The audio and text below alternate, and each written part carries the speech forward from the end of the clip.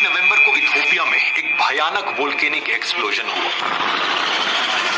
लगभग 12,000 साल की रिकॉर्डेड हिस्ट्री में पहली बार यह हाईली गूबी नाम का ज्वालामुखी फट गया।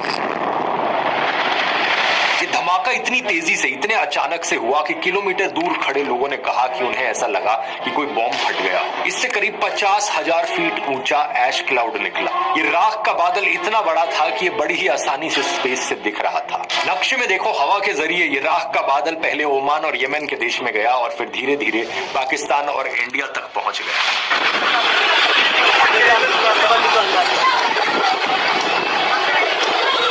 इसी की वजह से दिल्ली में कई सारी फ्लाइट्स भी कैंसिल हुई, क्योंकि इन बादलों के आसपास फ्लाइट्स को ऑपरेट करना बहुत रिस्की होता है। इन ऐश क्लाउड्स में बहुत छोटे छोटे पत्थर और कांच के पार्टिकल्स और क्रिस्टल्स होते हैं। अगर ये किसी भी हवाई जहाज के इंजन पर लग जाए तो बड़ी ही आसानी से उसके इंजन को बंद कर सकते हैं। ऊपर से एरोप्लेन के शीशों पर ये छोटे से रेजर ब्लेड्स की तरह काम करते हैं। कॉकपिट की विंडोज पर ये आ गए तो सैंड पेपर की तरह उसे घिसने का काम करेंगे। इतना स्क्रैच कर देंगे शीशे को कि पायलट्स को कुछ आगे दिखाई ही नहीं देगा। इसलिए इंडिया के अलावा मिडिल ईस्ट में भी कई सारी फ्लाइट्स को कैंसिल किया गया और अब ये ऐश क्लाउड धीरे धीरे बढ़ रहा है चाइना और म्यांमार की तरफ। ये वोल्केनिक इरप्शन अपने आप में इतना पावरफुल था कि इसके धमाके की आवाज 190 किलोमीटर दूर के शहरों तक सुनाई दे रही थी और बगल के पड़ोसी देश जिबूटी तक भूकंप